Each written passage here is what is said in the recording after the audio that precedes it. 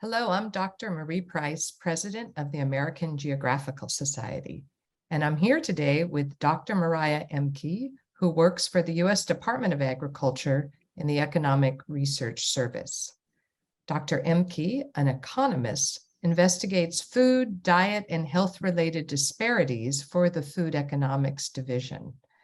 One of her research areas is obesity, including tracking trends and current patterns of obesity. And we're delighted to have her today as a preview of the kind of issues we'll be talking about in New York City at Geography 2050. Welcome, Dr. Ehmke. Thank you. It's very nice to be here. So can you share with us what are the levels of obesity in the United States today, and what might they look like going forward? Yes. In the United States, overall, we have an obesity rate of about 42%. But this rate varies a lot across different segments of the population. It is much lower than for white Americans than it is for non-Hispanic Black Americans and Hispanic Americans. For instance, the obesity rate for white Americans, adults, is around 40%, and that of Black Americans is closer to 49%. Going forward, what we're seeing, especially coming out of COVID, is an increase in obesity generally across the populations. So we are seeing an uptick in obesity, especially during time where we had things like the COVID shutdown and in certain areas of the country. Right now, the obesity rate in the states of West Virginia and Kentucky is approximately 50%. Wow. I imagine this isn't just a US issue. So what are you seeing for other countries? Are they experiencing similar rises in obesity? We do see that, especially in other parts of the developed world. We have seen rapid increase in Australia and Australasia and Oceania. There's been sort of the US and UK have been neck and neck in obesity rates over the past 20 years, but we're also seeing an increase in the developing world, where a lot of traditional diets are being replaced with more processed food diets. There's an increase in refrigeration for keeping different types of higher fat dairy and those sorts of things on hand, and increase in sugar and sugar sweetened beverages. All those things people love to eat, but maybe aren't so good for us.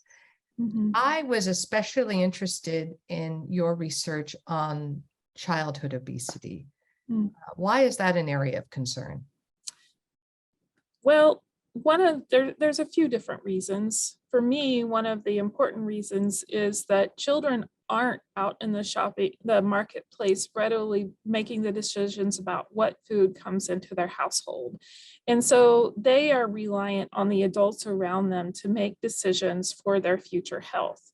And it is important because if you are an obese child, you have a much higher percent chance of being an obese adult in the future, and that will lead to multiple possible chronic diseases such as type 2 diabetes and heart disease.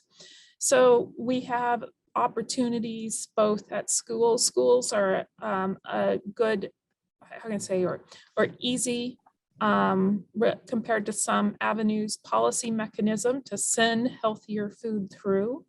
And we also have opportunities to help families with children obtain healthier food and increase their physical activity with awareness. But we see that this is a very culturally dynamic situation. And again, one of those things that can vary a lot across different segments of the population, and by different levels of education among the adults surrounding children, and ability of schools and communities to meet their needs. You know, so often food issues are framed as concerns about scarcity, and we will certainly be talking about that in Geography 2050. And yet we're also in an era of overconsumption of foods that make people unhealthy. At least that's what your data are showing. So how, and this is a big question, how are modern food systems contributing to these obesity numbers? one of the dichotomies of food insecurity, which is not having a reliable supply of food, is that people are more likely either to be hungry or to be overweight and obese. And in each case, it's a situation where you are not having access to the appropriate level of nutritious food in regular quantities when we need it. One thing we have seen in the research on obesity is we do have programs such as SNAP, the Supplemental Nutrition Assistance Program in the United States. Some people know it as food stamps, that when SNAP participants are using food stamps consistently and are on them for a long time, they actually have lower obesity rates than those people around them. But that isn't always what we see in some of the data on SNAP, because many SNAP participants only use them for a short time. But what that says to me is that when our food system is readily accessible to people and they have continued access to nutrition food, they are nutritious food, they are healthier. And I think that's why we see lots of upper income Americans are much less likely to be obese, because they're much less likely to have interruptions to their diets and times when they cannot afford nutritious food. In terms of our market food system, one thing that I think that geography plays a very important role in this, because we do see these spatial disparities. And one thing that some economists are working on is understanding why we get more nutritious food sources placed closer to people in some neighborhoods or some areas of the country than others. So I think that food system geography is very important to understanding the availability and continued availability of nutritious food for a good diet. Thanks. Are there other policies that the USDA promote to address these issues of healthier food systems?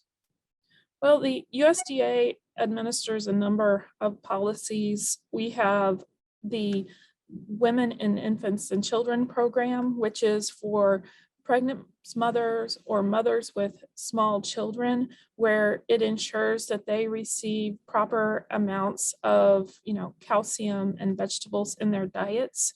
We recently, the infant formula crisis shed light on the fact that nearly or over 50% of infant formula is provided by WIC to our population. So it plays a really important role in getting young children fed.